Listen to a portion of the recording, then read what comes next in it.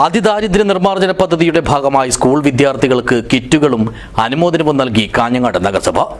Chairperson K V. Sujatha teacher പരിപാടി ഉദ്ഘാടനം ചെയ്തു. This news sponsored by Bioplus Madikkai ജൈവവളം. കോൺടാക്ട് 8547 977188 8547 349188. പുതിയ അധ്യയന വർഷം ആരംഭിക്കുന്നതിന് മുന്നോടിയായാണ് കാഞ്ഞങ്ങാട് നഗരഭരണ സമിതി വിവിധ വാർഡുകളിലെ അതിദരിദ്ര വിഭാഗത്തിൽപ്പെട്ട 28 വിദ്യാർത്ഥികൾക്ക് സ്കൂൾ കിറ്റ് വിതരണം ചെയ്തത്. BNI ഡൈനാമിക് ചാപ്റ്റർ കാഞ്ഞങ്ങാടിന്റെ സഹകരണത്തോടെ 35,000 രൂപ വില വരുന്ന പഠനോപകരണങ്ങളാണ് എല്ലാവർക്കുമായി നൽകിയത്.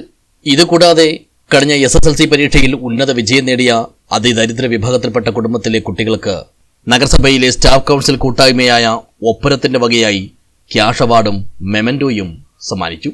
പുതിയകോട്ടയിലെ ടൗൺ ഹാളിൽ വെച്ച് നടത്തിയ പരിപാടി നഗരസഭാ ചെയർപേഴ്സൺ കെ.വി. സുജാത ടീച്ചർ ഉദ്ഘാടനം ചെയ്തു.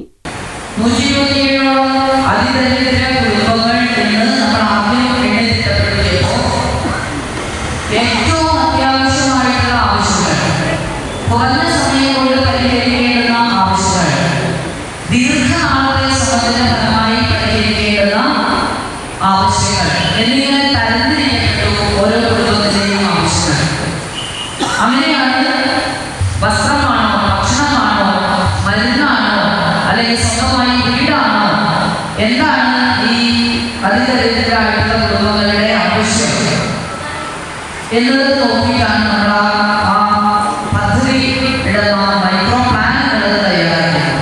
ചടങ്ങിൽ വൈസ് ചെയർമാൻ ബിൽറ്റെക് അബ്ദുള്ള അധ്യക്ഷനായി.